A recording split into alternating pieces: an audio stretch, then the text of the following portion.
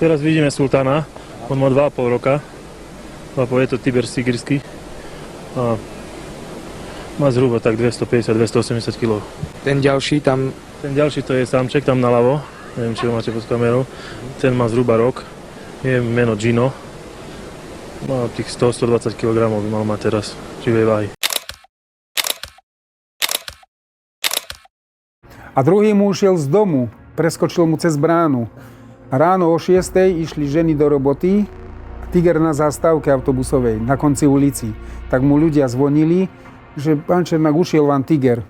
Tak on zobral nejakú deku, džípa a na konci ulici hodil na ňo deku a tak s dekou ho hodil do džípa a tak ho zobral domov.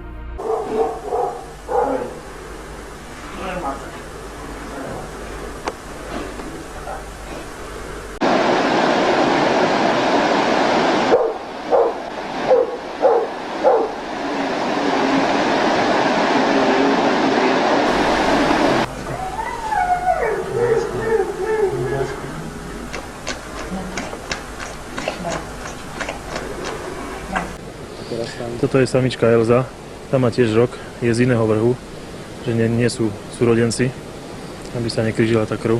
No a tam má tiež asi rok. Ja som kúpil zhruba tieto keď boli malé, táto Elza, aj s tým tých 1000-1500 marek sa pohybuje cena. Hej. No a podľa toho, ako kto si to hodnotí. Koľko stojí taký priemerný denná réžia na jedného tigra alebo dokopy potom? Viete čo, no poviem vám spotrebu denne jedného tigra. To je asi tak zhruba 2,5 kg mäsa, keď sa chovajú pravidelne. Oni keď sú pravidelne chované, není v tom žiadny problém, lebo 2-3 dní chovám, hej, potom majú 2 dní prestávku a čerstvú vodu majú stále, takže není žiadny problém. Akým mäsom? Hovedzinou, väčšinou hovedzina. Fyzický kontakt je najlepší, keď to mladia rastie do toho roka, byť s ním stále v kontakte.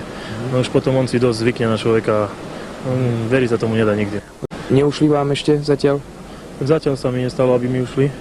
No kvôli tomu sme to robili, to zabezpečenie také, aby to bolo priemerne tých 3,5-4 metre vysoké, aby to nemohol preskočiť. No. Pre všetkých, ktorí teda zavítajú na Bystré alebo na Tále do Nízkych Tatier, či už za turistikou alebo lyžovačkou, platí pozvánka. Navštívte penzión Šárk.